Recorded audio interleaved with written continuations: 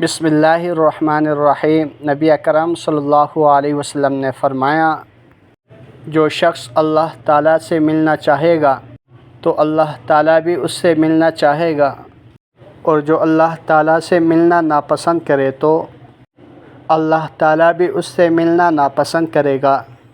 جب یہ آیت کریمہ وَأَنذِرْ عَشِيرَتَكَ الْأَقْرَبِينَ نازل ہوئی تو رسول اللہ صلی اللہ علیہ وسلم نے ارشاد فرمایا، اے عبد المطلب کی بیٹی صفیہ، اے محمد کی بیٹی فاطمہ، اے عبد المطلب کی اولاد، اللہ کی طرف سے تم لوگوں کے نفع و نقصان کا مجھے کچھ بھی اختیار نہیں ہے۔ تم میرے مال میں سے تم سب کو جو کچھ مانگنا ہو وہ مجھ سے مانگ لو۔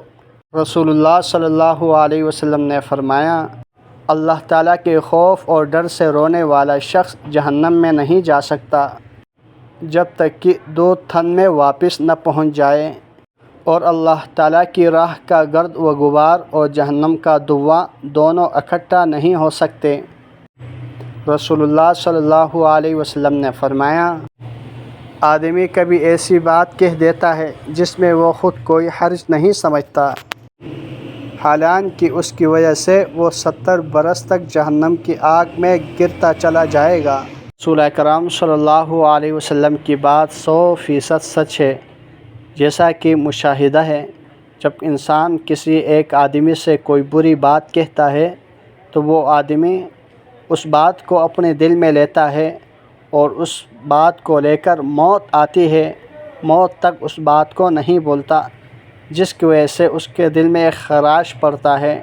اس کی آسان سی مثال یہ ہے، جیسا ایک شیشہ ٹوٹ جائے، اس شیشے کو جوڑنے کے لیے بہت کچھ کیا جائے، وہ بالآخر جڑ تو جائے گا، لیکن ٹوٹنے کا جو کریک آ چکی ہے اس خراش کو ختم نہیں کیا جاتا۔